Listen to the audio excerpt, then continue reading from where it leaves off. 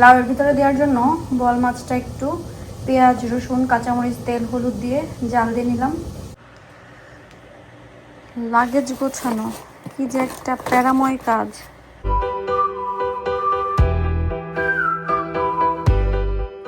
হলিডেতে যাওয়ার আগে ভাবলাম একটু রান্না করে ফ্রিজে রেখে যাই, কারণ কয়েকদিন ঘোরাঘুরি পরে বাসায় আসার পরে না একটু ইচ্ছা করে যে নিজের রান্না করা ভাত তরকারি খাই। খুব বেশি জানে টানে ভাত তরকারি। সো আমি ভাত তরকারি রান্না করে, ভাত না ঠিক তরকারি রান্না করে রেখে যাব। সো কী রান্না করলাম সেটা তো ভিডিও দেখলেই বুঝতে পারবেন। আর আমরা খুব বেশি এক্সাইটেড, আল্লাহ আল্লাহ করে যে পৌঁছাতে পারলেই হইল। লাউটা কেটে ফেলবো, একটু ভাজি করব আর একটু হচ্ছে মাছ দিয়ে রান্না করব। তো এটা আগে ছুলে নেই। লাউয়ের খোসা এতই মোটা যে আমাকে এইভাবে কাটতে হচ্ছে, কারণ পিলার দিয়ে হবে না।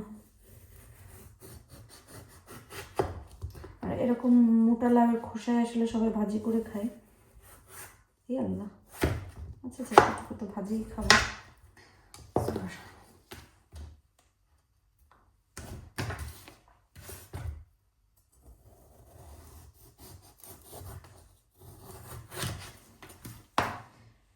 একটা লাউ থেকে শুধু অর্ধেক থেকে এতখানিকটা বীজ বের হয়েছে।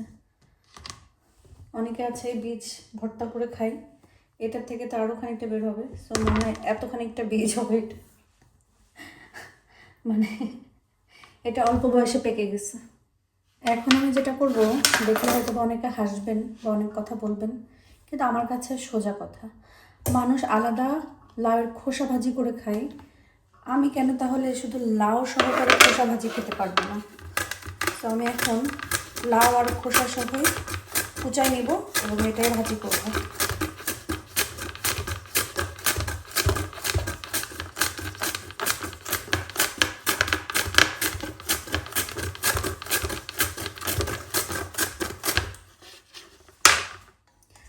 লাউটা আমি একবারে ধুয়ে কুচাই নিয়েছি, তো আমার আর ধোয়া লাগবে না। আমি একবারে যেটাতে ভাজিতে বসাবো এখানেই দিয়ে দিচ্ছি।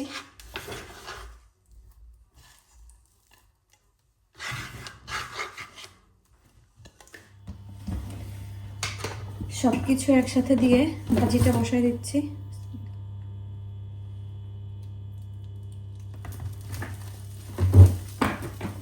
তেল, লবণ, হলুদ সব একসাথে। আল্লাহ,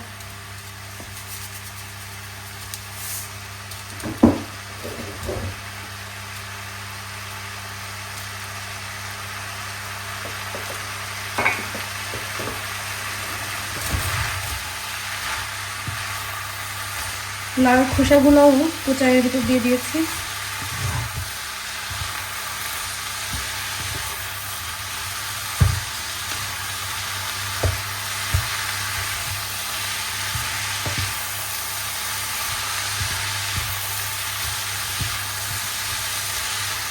এপাশে মাংসটাও বসাই দিলাম, কারণ একসাথে রান্না হয়ে যাক।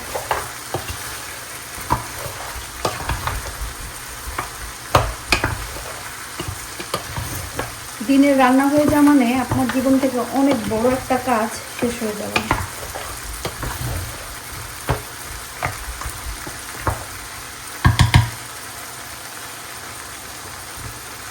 এখানে ভাজিটা একটু নেড়ে দিই।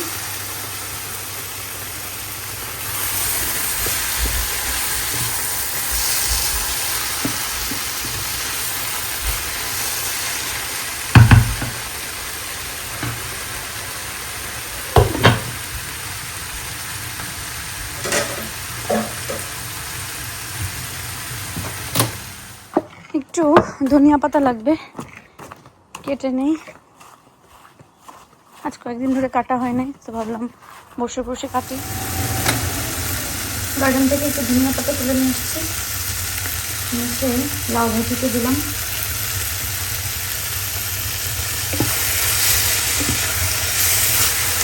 লাউ ভাজিটা ডান। কি সুন্দর একটা ঘ্রাণ বের হয়েছে।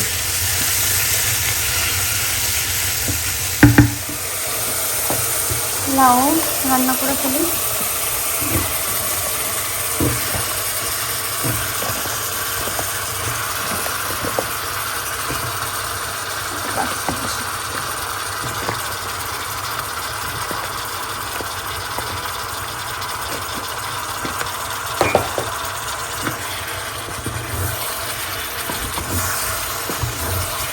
লাউটা রান্না করবো আজকে বোয়াল মাছ দিয়ে।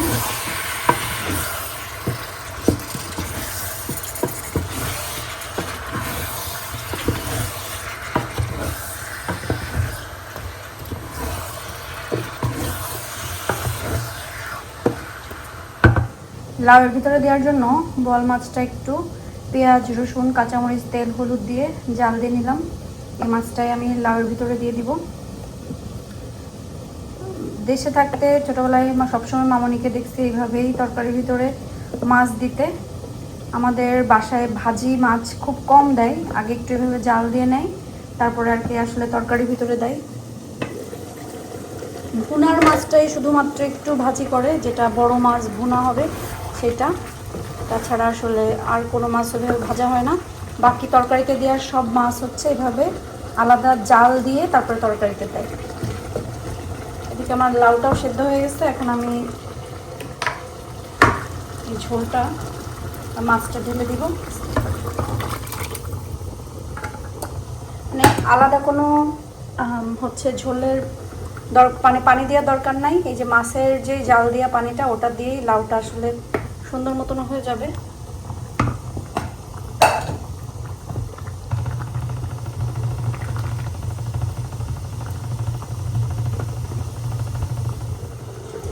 মাত্র তুলে নিয়ে আসা ধনিয়া পাতা কুচি কুচি করে লাউয়ের ভিতর দিলাম। ধনিয়া পাতা গার্ডেনের, লাউ গার্ডেনের, শুধু মাছটা হচ্ছে অন্য কারো পুকুরের বা পুকুর বা চাষের খামারের, এরকম কিছু একটা হবে।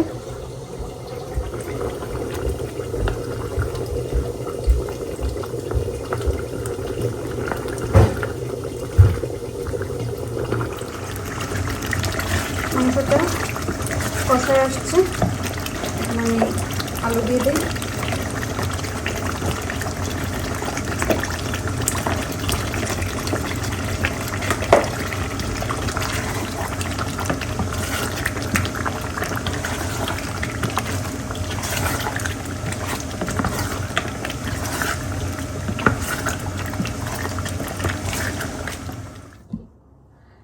মাংস রান্না করাও শেষ, তো মোটামুটি আমার রান্না বাড়া শেষ।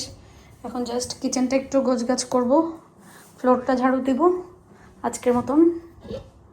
আজকের মতন না, কোন দিনকার মতন রান্না শেষ। আগরবাতিগুলা কিসে আমি দিব, এটা নিয়ে খুবই ঝামেলায় ছিলাম। পরে বুদ্ধি করে এটা বের করছি, এটাতে গেঁথে দিলে আগরবাতিগুলো সুন্দর হয়ে যাবে। আর আগরবাতি থেকে যে কি বলে এগুলাকে, কি পড়ে যেন, ছাই পড়ে যে, ওটার জন্য এখানে দিব।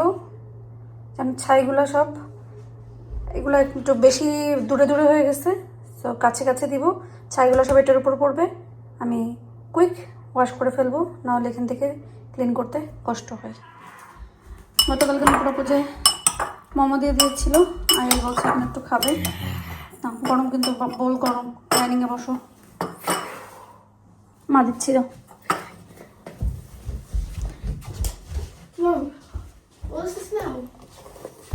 মা জ্বালাইছে আগরবাতি, দেখছেন ছাইগুলো এটার উপর পড়ছে। তো আমি ধুয়ে জাস্ট ক্লিন করে ফেলবো, নাহলে এখানে পড়লে চারিদিকে ছুটে বাতাসে উড়ে যায়, কি হয় যেন। আমার এত খিদা লাগছে, আমি যে দুপুরে কি খেলাম আমি মনেই করতে পারছি না। মানে আমার মনেই আসতেছে না যে আমি আসলে দুপুরে কি খেয়েছি।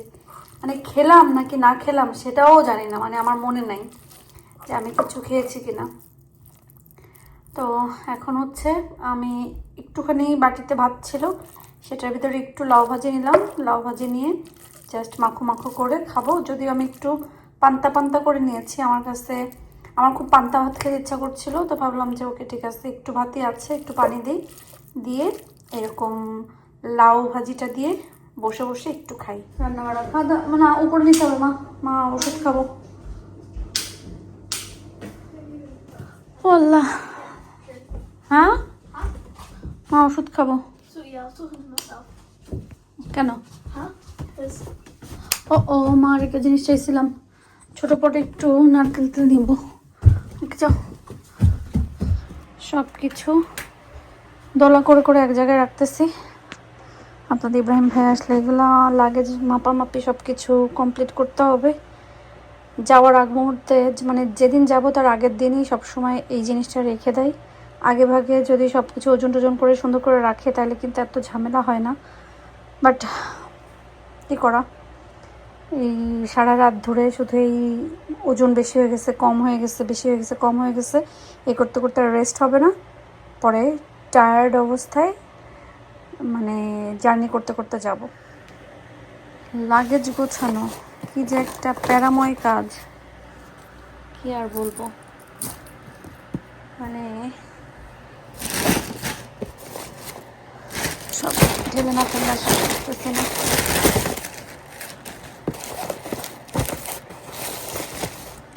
এখানে তো এগুলো নিলাম, এগুলো নিলাম। গোছ গাছ চলতে থাকবে, গোছ গাছ শেষ হবে না। এই গোছ গাছের চিন্তা যদি করতে থাকি তাহলে আজকে সারা রাত চলে যাবে, কিন্তু সারা রাত পার করা যাবে না। আমাদের সব কিছু গোছ গাছ করে মাপঝাপ দিয়ে কুইক ঘুমাইতে হবে, কারণ সকাল সকাল ঘুম থেকে উঠতে হবে, না হলে আমাদের ট্রেন ছেড়ে দিবে। ওই আর কি। তো আলহামদুলিল্লাহ একটা ভালো দিন পার করেছি। সব কিছু কোথাও যাওয়ার আগে পুরো বাসা গোছগাছ করে রেখে যাওয়াটা দরকার এবং রেখে যাওয়াটাই উচিত। আমি যেটা করি সবসময়, তাহলে মানে সুন্দর নিট অ্যান্ড ক্লিন একটা বাসায় ঢোকার পরে, মানে ঘুরে ঘুরে এসে বাসায় ঢোকার পরে মনটা খুব ভালো লাগে। আর রান্নাও একটু করে রেখে গেলাম ফ্রিজে, যেন এসে ঝামেলা না হয়, এটা আর কি। তো যাই হোক না কেন, আজকের মতন সবাই ভালো থাকেন, সুস্থ থাকেন, বিদায় নিচ্ছি। দোয়া করেন যেন আমরা ঠিকঠাকভাবে পৌঁছাইতে পারি। কোথায় যাচ্ছি, কবে না কালকে যাব ইনশাল্লাহ। কখন যাচ্ছি, কিভাবে যাচ্ছি, কোথায় যাচ্ছি, এটা তো অবশ্যই আমাদের ভিডিওতে চোখ রাখলেই দেখতে পারবেন যে আমরা কোথায় বেড়াতে যাচ্ছি। তাহলে আজকের মতন বিদায় নিই, সবাই ভালো থাকেন, আল্লাহ হাফেজ।